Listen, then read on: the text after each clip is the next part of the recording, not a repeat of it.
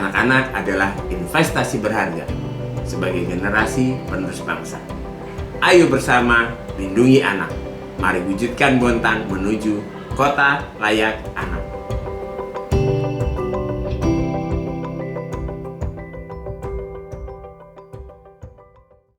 Assalamualaikum warahmatullahi wabarakatuh. Halo semua. Hai. Annyeong. Jumpa pertama di podcast DP3AKB, Dinas Pemberdayaan Perempuan, Perlindungan Anak dan Keluarga Berencana Kota Bontang di program Yureka, ekspresi unek-unek remaja kita.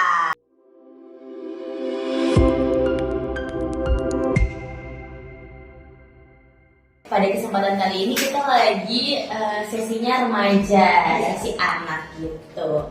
Nah, podcast DP3AKB ini juga perdana pertama kali karena ini merupakan salah satu podcast untuk kita mengungkapkan nih apa aja sih yang remaja alami, unek-uneknya ataupun segala macam yang pengen kita bahas gitu.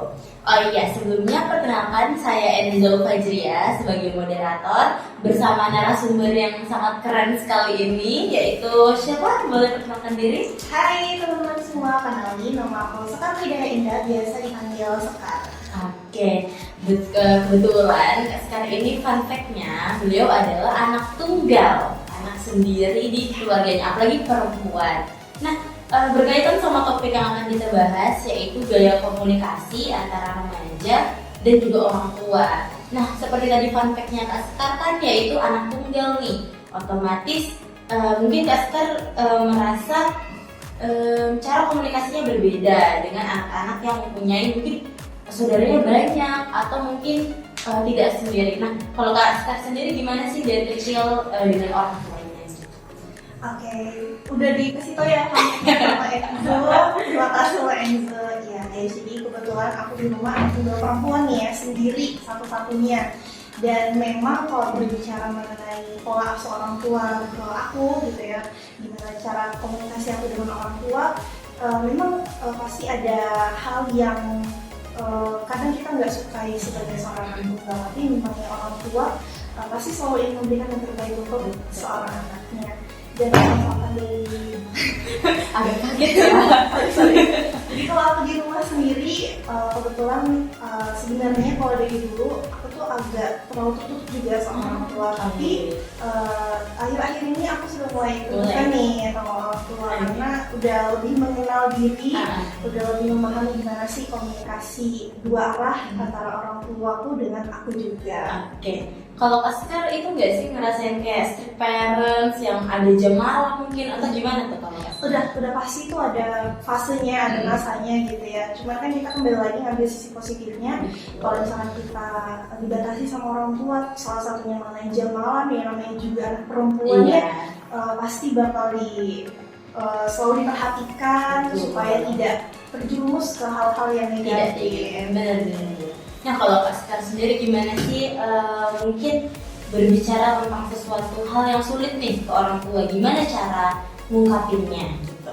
Oke, jadi kalau misalkan aku sendiri ya, dulu itu memang aku tipikal anak yang sulit untuk terbuka atau mengungkapkan personal aku, terutama permasalahan-permasalahan yang terjadi selama di masa-masa remaja aku. Apalagi kan aku udah termasuk remaja akhir ya, jadi aku sudah melewati fase remaja awal ya, dari usia 10 sampai 14 tahun, kemudian remaja tengah ya, usia 15 sampai 19 tahun, dan remaja akhir udah mulai ke umur 24 tahun udah di fase remaja akhir. Dan memang di fase remaja di umur belasan itu adalah fase dimana aku tuh sangat-sangat mencari jati diri aku yang sebenarnya gimana, banyak mengikuti kegiatan-kegiatan kayak gitu. Nah, bener tuh kalau misalnya Kak Sekar sendiri pas di usia belasan, otomatis kan Kak Sekar ini sangat aktif, sering berkegiatan atau segala macam. Nah, itu mungkin orang tua gimana responnya, apakah baik atau malah ngelarang nih, karena kan takut malah kemana-mana. Kalau Kak Sekar sendiri gimana tuh?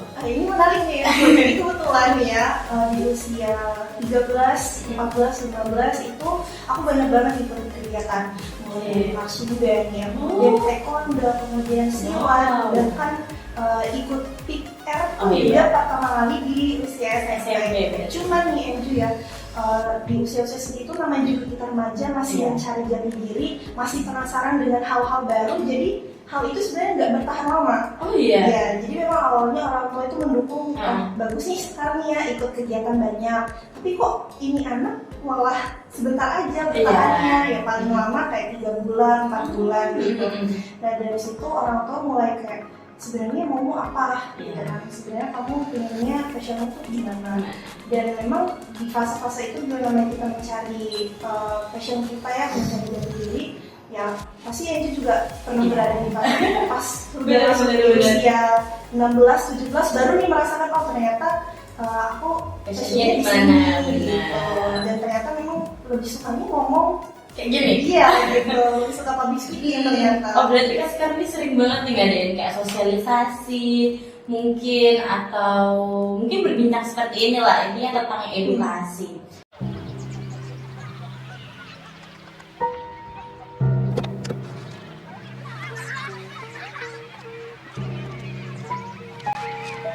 Halo cantik, nama kamu siapa? Eja, Oh, lagi ngapain kamu? masak-masakan. Bapak ibu di mana? Saya orang tuanya.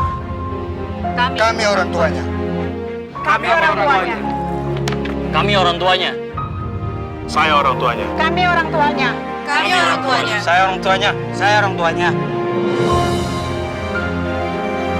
Semakin banyak yang menjaga, semakin jauh kekerasan dari mereka. Kunjungi www.pelindunganak.org sekarang, karena hanya kita yang bisa. Nah kalau misalnya Kak Sekar sendiri, kalau tadi kan ini masalah kegiatan, mungkin kalau orang tua di masalah pendidikan nih, apakah Kak Sekar tuh harus ini, harus A, B, C, apalagi kan Kak Sekar anak tunggal tadi. Nah itu gimana kalau masalah pendidikan? Kalau berbicara soal pendidikan, namanya pendidikan tuh wajib ya, apalagi untuk anak perempuan. Dan jangan sampai lah kita putus pendidikan, ya, apalagi putus pendidikan sampai 12 tahun kayak gitu. Jadi memang kalau soal pendidikan orang tua selalu menomorsatukan, gak ada kendala juga sih mengenai pendidikan. Berarti orang tua sangat mendukung nih apa yang Kak Sekar mau pilih ataupun gak dipaksakan nih salah satunya. Nah dari tadi kita bahas nih kayak baik semua nih, kayak didukung kegiatan, didukung juga sekolahnya. Kalau mungkin hal yang Kak Sekar takut nih buat berbicara ke orang tua, mungkin ada yang takut untuk dibicarakan? Pasti ada. Oh iya. Apa kayak itu? Mungkin pertama kali kita buka-bukaan di sini. Kita ceritakan semuanya. Dan ditonton sama orang. Gak apa-apa kan untuk sharing. Iya. Apa tuh? Jadi Enzo sebenarnya aku tuh udah pernah pacaran. Wah. Pertama kali aku pacaran di usia 16 tahun itu waktu aku kelas 2 SMA. Jadi SMA dulu. Ya dan memang itu tanpa sepengetahuan orang tua. Jadi orang tua nggak dukung nih atau gimana? Ya memang pasti orang tua maunya jangan dulu pacaran, fokus ke sekolah dulu gitu ya, nggak usah pacaran karena nanti takutnya bakal mengganggu fokus gitu ya.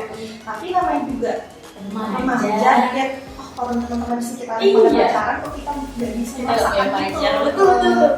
Sensasi pacaran gitu kan gitu ya. Kalau zaman sekarang itu namanya butuh someone to talk. Zaman sekarang tuh kayak kita tuh capek berkegiatan, kita tuh pengen kayak ada yang nelpon, ada yang ditanya, kamu dari tadi habis ngapain aja ya? Berarti bukan aku aja yang ngerasain. Kayaknya semua orang banyak pernah merasakan ini. Betul, cuma kan namanya orang tua ya, mungkin takutnya anaknya kalau pacaran takutnya malah ke arah yang negatif. Jadi ya kita juga harus gimana ya, harus pintar-pintar. Jangan sampai kita malah ikut jerumus ke hal yang tidak diinginkan. Nah, tapi makanya nih Anju ya, kalau misalkan kita memilih untuk berpacaran, ya kita juga harus mengetahui bahwa kita tuh juga perlu menjaga diri. Betul. Ya apalagi kita berpacarannya dengan yang berlawan jenis. Ya kita nggak bisa menghindari hal-hal yang negatif ya, tapi kan kita bisa mengantisipasinya. Bahkan dan kita ketahui bahwa kita tahu mana yang boleh dan tidak boleh dilakukan pada saat menjalin hubungan dengan seseorang. Carilah kita pacaran yang sehat gitu ya. Healthy relationship, biar nggak toxic nantinya. Iya, kalau aja kan sekarang carinya yang apa ya bahasanya? Intinya gitu deh. Intinya kalau berpacaran jangan sampai yang aneh-aneh. Karena kan tujuan orang tua tuh nggak lain nggak bukan supaya anaknya tuh sukses, baik gitu. Dan tadi kita udah bahas, kita balik lagi ke topiknya nih. Kalau misalnya Kak Sekar selama ini kan sudah sering berbicara nih ke orang tua, membahas kegiatan, membahas pendidikan. Menurut Kak Sekar nih selama ini dari remaja awal teman sampai bahkan Kak Sekar sekarang udah lulus kuliah. Nah itu Kak Sekar merasa nggak sih kalau misalnya dipahami kah sudah atau belum dipahami sama orang tua selama ini? Nah, ini juga jadi kebetulan ya, aku tuh ada punya satu organisasi yang aku ikuti, yang kebetulan udah aku ikuti juga dari aku SMP. Banget ya? Jadi aku awalnya pernah ikut di PIK remaja, kemudian aku di SMA gabung di Forum Genre juga, sampai aku lulus kuliah ini aku masih berkecimpung di genre. Nah, sebenarnya di berkat aku bergabung di organisasi ini, itu benar-benar membuka wawasan aku mengenai gimana cara berkomunikasi aku antara orang tua ke anak, antara anak ke orang tua gitu kan. Jadi dengan kayak gitu aku jadi tahu nih gimana sih gaya komunikasi yang sebenarnya yang diinginkan orang tua, begitu juga orang tua yang memahami bahwa gimana sih cara komunikasi yang baik, yang bisa memahami maunya anak ke orang tua gitu. Jadi dari organisasi ini juga aku jadi kayak bisa lebih terbuka juga sama orang tua akhir-akhir ini. Alhamdulillahnya ya membawa dampak positif lah kehidupan aku, dan itu udah aku terapin hingga saat ini. Berarti yang dulunya nih kayak lumayan tertutup, kurang bisa ngobrol gitu sama orang tua. Apalagi kan mungkin anak tunggal ya, agak apa ya, aku tuh pengen main terus, pengen keluar, butuh teman, cuma kan namanya orang tua pasti harus menjaga. Cuma selama ini berarti Kak sudah cukup dipahami nih sama orang tuanya. Nah kalau misalnya kita, apalagi anak-anak sering banget ya kayak misalnya disuruh kayak jangan ini, jangan itu, jangan ini, jangan itu. Sebenarnya kan yang kita mau itu bukan dilarang, tetapi apa ya biasanya diberitahu gitu. Mungkin Kak juga ngalamin hal yang sama ya? Iya pasti. Benar-benar. Nah mungkin ya selain nasihat nih, apa sih yang Kak Sekar inginkan, yang pengen Kak Sekar dengar nih dari orang tuanya selain nasihat gitu? Tentu kita sebagai remaja butuh didengarkan. Benar banget. Mendengarkan didengarkan. Betul. Ya, jadi selain nasihat kita perlu untuk dipahami, perlu untuk didengarkan pendapat-pendapat kita dengan orang tua.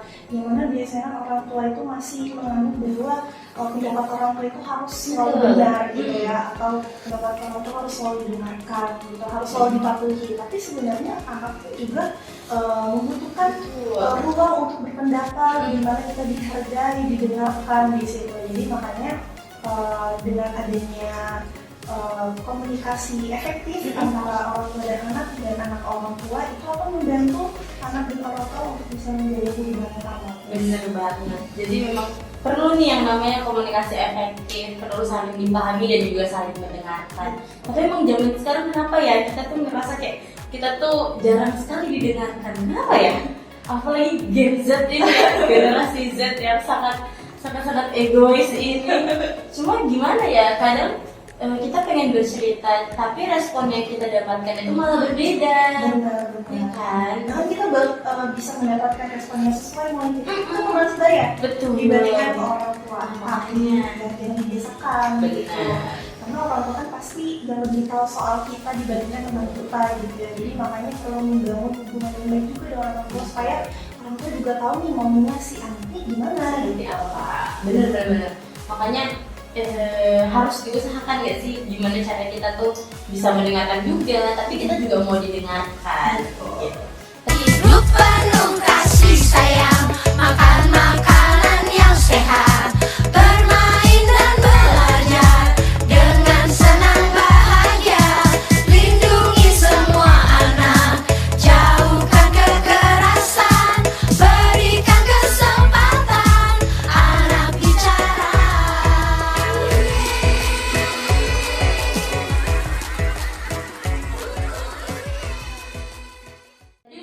Selain nasihat, berarti Kak Sekar tuh pengen didengarkan. Tapi sebenarnya gaya komunikasi seperti apa sih yang efektif gitu untuk Kak Sekar kepada orang tuanya gitu? Gaya yang seperti apa? Menjadi teman kah? Atau yang pengen dinasihatin terus kah? Atau yang seperti apa?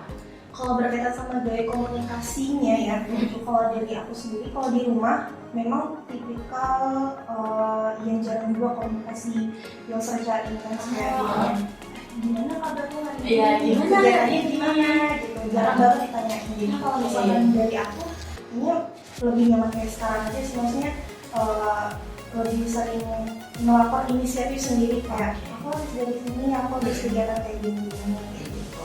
Berarti lebih dari kitanya aja yang mengabari, karena kalau dituntut juga kayak apa ya bahasanya, bukan risih ya, tapi kayak gimana ya rasanya? Aku juga ngerasain hal yang sama kalau misalnya lagi di luar kota atau berkegiatan, justru semakin ditanya itu semakin apa ya, emosi gitu loh. Kayak kenapa sih ditanya-tanya gitu loh. Tapi nanti kalau misalnya aku tuh pengen kabarin kayak aku tuh di sini, aku bisa ngapain, aku bisa gini, baru biasanya itu nggak sih Kak, kayak apresiasi dari orang tua. Betul. Kita misalnya juara apa tuh langsung di-upload, buset, di Facebook penuh sudah tuh kayak Benar.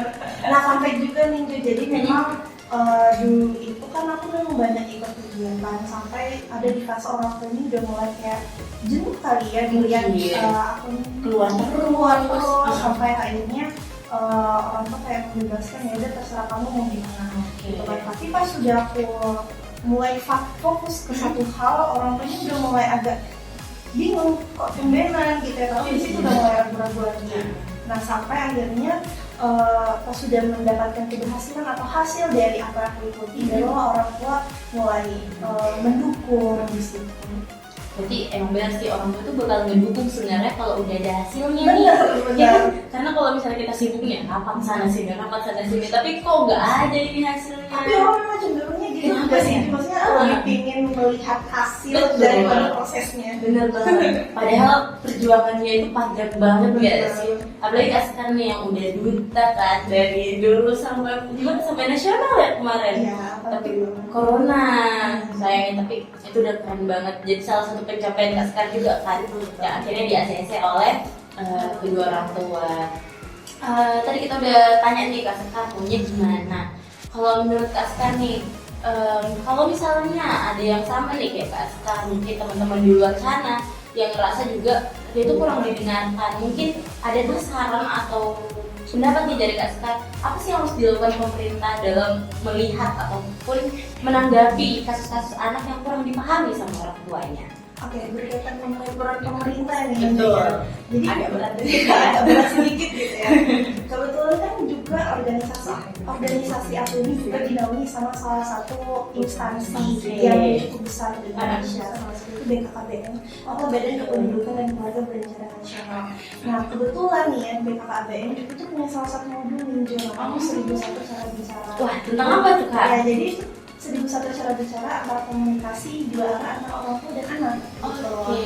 Jadi dengan memahami dari isi modul itu kan juga memberikan kita informasi mengenai gimana sih cara komunikasi efektif antara orang tua dan anak, begitu pun sebaliknya.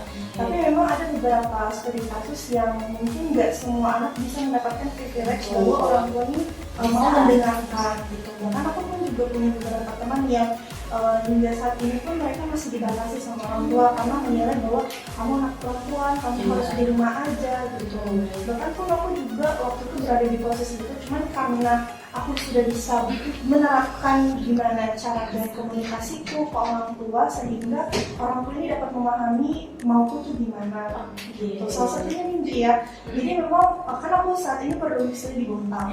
Jadi aku dulu tuh pengen banget kuliah di luar kota atau di luar pulau. Tapi memang kalau di luar pulau kan juga agak jauh ya, apalagi anak perempuan sendiri lagi. Gimana caranya memantau anak ini secara benar-benar jauh ya. Jadi makanya memilih untuk di kota sebelah aja gitu ya, Samarinda. Tapi memang untuk perjuangan kuliah di Samarinda juga nggak mudah. Iya ya. Nggak mudah karena ya izinnya lagi, apalagi kita harus menggunakan kendaraan sendiri, gitu kan nggak bisa juga kita harus naik transportasi ini bolak-balik terus. Itu kan juga lumayan makan biaya yang tinggi ya. Kalau misalnya kita punya kendaraan, kita bisa bawa sendiri. Tapi memang orang tua itu agak strict kayak kesian, masih capek gitu. Sempet itu nggak sih? Kenapa-napa di jalan atau gimana? Cuman kan kembali lagi waktu itu aku ngeyakinin orang tua kalau misalkan aku tetap kayak gini, aku nggak akan maju gitu. Kalau misalkan aku tetap di tempat kayak gini, gimana aku berani gitu. Jadi ya dengan seperti itu akhirnya bisa gitu. Alhamdulillah. Benar sih, kadang kita harus meyakinkan dulu nggak sih gimana cara biar orang tua tuh paham sebenarnya kalau kita nggak gerak ya kita nggak bakal maju. Harus nekat juga. Betul. Dan nanti harus kayak gitu ya aku ya. Tapi nekatnya untuk hal yang positif. Betul. Ya? Untuk kuliah lah kan Iya. pendidikan gitu. Itu udah lumayan panjang ya, kita sudah membahas semuanya. Mungkin ada sih yang pengen aku tanyain pribadi nih untuk Mas Sekar. Kalau misalnya, aku nanya ya. Apa? Kan Pak Sekar sendiri kan sudah apa ya berarti ya, sudah melalang buana gitu kan, sudah kemana-mana gitu kan. Apa ya, aku cuma mau nanya gimana sih caranya kakak tuh menjaga hubungan sama orang tua, karena aku sendiri kan sebenarnya udah bersaudara tapi udah punya kakak dan jauh jaraknya, beda 13 tahun dan jatuhnya sama kayak anak tunggal gitu di rumah. Cuma terkadang itu apa ya, kadang sama orang tua tuh bawaannya tuh emosi terus, sumpah kenapa ya, bingung gitu. Padahal yang ditanya itu sebenarnya sekedar kuliah aja, cuma kuliah itu jadi sensitif. Nah gimana sih cara Kak Sekar untuk menjaga hubungannya? Bukan cara komunikasi, tapi menjaga hubungan itu gimana? Oke, itu juga hal yang aku alami dulu. Mungkin karena kita lebih nyaman bercerita di dalam sebaya, jadi kalau misalnya sama orang rumah agak lebih emosional gitu ya. Nah jadi kalau misalkan aku sama orang tua sekarang nih yang jadi kalau sekarang kita lebih aktif aja sih ngobrol hal-hal random gitu ya. Bahkan kayak misalkan mau minta kayak teman kayak kesini, ya aja sekarang gitu. Kalau itu kan kayak capek gitu kan. Jadi ya sekarang lebih ngalir aja. Berarti lebih sering bareng juga, spend time bareng. Benar, apalagi kan orang tua juga udah berumur yang gede, jadi kayak makin kesini udah jadi makin mikir kayak kalau misalkan bukan aku siapa lagi, apalagi anaknya cuma satu. Iya juga ya, kalau bukan sekarang kapan lagi gitu kan. Benar, makanya pengen semoga ya kita semua mendapatkan bagaimana cara berkomunikasi yang baik gitu ya kepada orang tua. Walaupun kadang kita anak sering emosi, sering marah-marah, tapi mungkin maksud orang tua baik, cuma kitanya aja mungkin ya yang belum memahami. Tapi ingat juga kita tuh juga nanti bakal jadi orang tua, jadi kita harus memahami ini gimana nanti cara berkomunikasi ke anak kita. Juga ya, itu juga harus dipikirkan ya. Itu berdasar dulu aja, nanti aku bikin apa selama. Makanya ilmu-ilmu kayak gini tuh memang penting banget diketahui dari kita usia remaja. Cuma kadang apa ya bahasanya tuh sangat rancu, apa ya bahasanya jarang banget ya sih dibahas tentang kayak keluarga orang tua kan karena anak zaman sekarang tuh gengsinya masya Allah luar biasa sekali. Dan kita tuh gengsi banget buat ngomong sayang itu deh ke orang tua, pasti malunya. Kenapa ya? Itu sih rasa gengsi itu harus kita hilangkan. Soalnya kita sayang sama orang tua, cuma kita nggak bisa aja untuk mengekspresikan secara langsung. Gengsi itu kayak caranya sendiri. Iya, kita kayak cara sendiri. Betul. Oke deh, mungkin kita udah di penghujung. Mungkin Kak Sekar ada sepatah dua kata atau kalimat yang pengen disampaikan kepada teman-teman yang lagi nonton? Oke, kalau dari aku paling jangan lupa sayangi orang tua kalian selagi masih ada, hargai mereka dan selalu memberikan yang terbaik untuk mereka selama kalian masih ada. Oke, tepuk tangan buat Kak Sekar. Jadi makasih banget Kak Sekar udah berbincang, sudah berbicara di sini, sharing nih tentang gimana cara komunikasi Kak Sekar dengan orang tua yang notabene anak sendiri dan perempuan. Gitu. Oke teman-teman, mungkin cukup di sini aja perbincangan kita kali ini, yaitu komunikasi antara remaja dan juga orang tua, tapi dari versi remajanya. Mungkin kalau teman-teman mau versi yang lain atau versi aku bisa request. Dan juga nanti kita akan ketemu di podcast selanjutnya dan tetap stay tune di podcastnya DP3KB. Jangan lupa follow akun IG. Oh iya, jangan lupa follow akun IG-nya DP3KB ya. Oke teman-teman, see you next time. Bye.